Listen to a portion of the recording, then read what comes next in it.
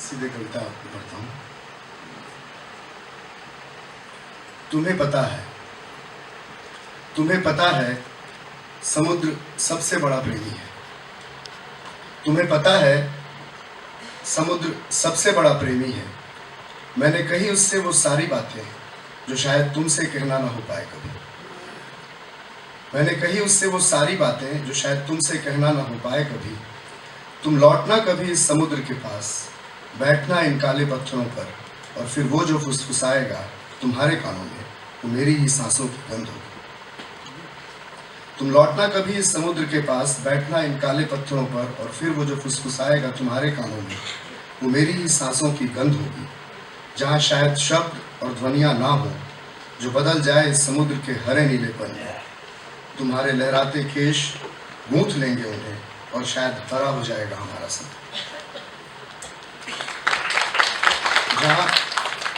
और शायद हरा हो जाए हमारा समय, जहाँ पंखुड़ियाँ खिलने को सूर्य से भयभीत ना हो।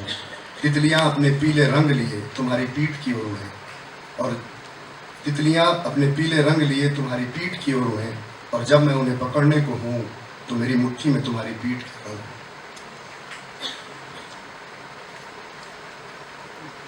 दूसरी कविता, इसे अकेलेपन का शोकगीत ना समझा जाए। तुम्हारे तकिए ने जो मेरे तकिए के नीचे की नींद गिरवी रखी है, ये उस कैदी के रिहा होने की याचना की कविता हो सकती है। इसे अकेलेपन का शोकगीत ना समझा जाए। तुम्हारे तकिए ने जो मेरे तकिए के नीचे की नींद गिरवी रखी है, ये उस कैदी के रिहा होने की याचना की कविता हो सकती है।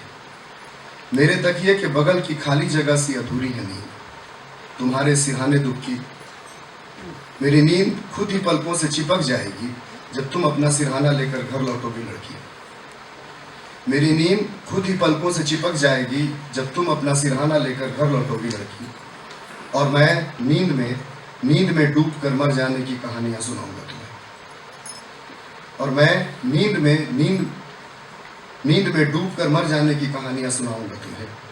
सबसे खराब रातों में भी तुम थामना इन कहानियों को, और मैं थाम लूंगा इन कहानियों के बीच से निकलती तुम्हारी उन्मुक्त चीखें, जिससे पैदा होगा एक नया बिग बैंग। एक नए समय का संक्षिप्त इतिहास लिखा जाएगा। तुमसे, तुम्हारी चीख से निकलेगी एक नए महासागर की धारा, जहां मछलियां सितारे होने का ख्वाब देखेंगी। तुम्हारी चीख से निकलने वाली पीढ़ियां बड़ी होंगी हमारी अधूरी प्रेम कविताओं में।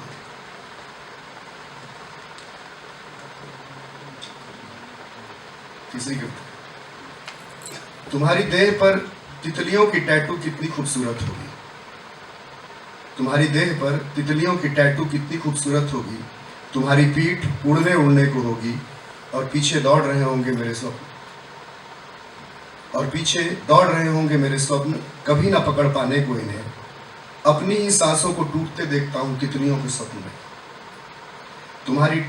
तुम्हारी पीठ की तितलियां अब अजनबी सी लगती हैं।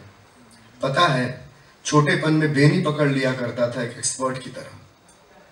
अब न बेनी दिखती है न तुम्हारी पीठ की तितलियां। अब एक थकी सी नींद है जिसमें एक पादरी सफेद कोट पहने मेरी आंखों से मोतियाबिंद निकाल रहा है।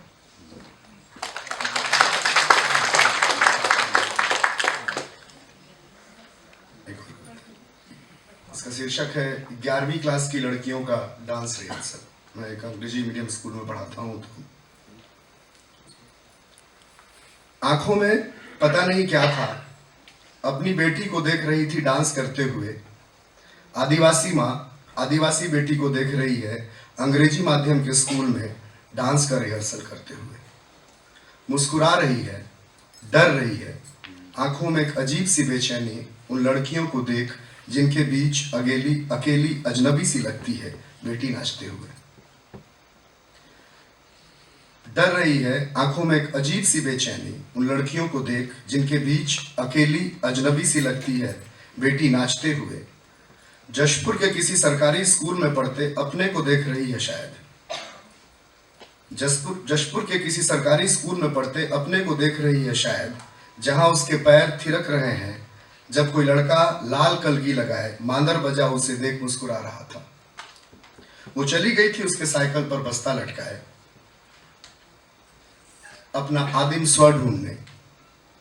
अपनी बेटी को देख वह खोज रही है उसके डांस में वह आदिम थाप, वह आदिम स्वर सशंकित से।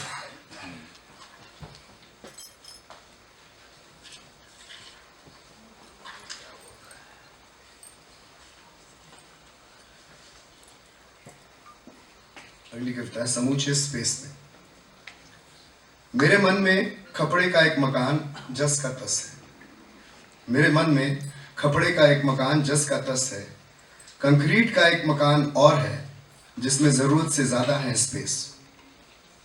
पुराने में कम थी जरूरतें सबसे कम स्पेस की जो वहां कहीं नजर नहीं आता था। पुराने में बहुत सारे लोग आते थे, नए में काम भर लोग आते हैं अपने काम से। यह जो एक प्लेटफॉर्म है कंक्रीट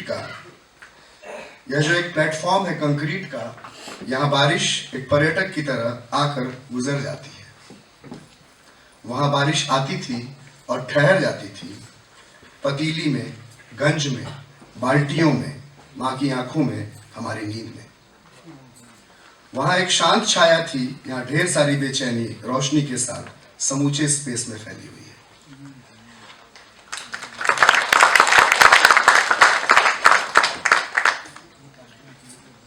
पिता वे ऐसे ही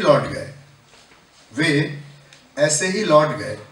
माँ का ख्याल रखना, भाई सीधा है, तुम ही संभालना, ऐसा कुछ नहीं कहा, बस ऐसे ही लौट गए। हो सकता है ये सब कहा हो, पर सांस लेने की मशीन से गुजरकर बात मुझ तक पहुंची ना हो। हम दोनों के बीच वह थी, वे उसे निकालना चाहते थे। मैं चाहता था कि वह रहे वहीं। क्या पता उनका कहा सवाल बनकर ता जिंदगी मेरे साथ चलता। पिता मगर ऐसे लौटे जैसे रोशनी बनकर समाता है आसमान अंधेरी की आंख में।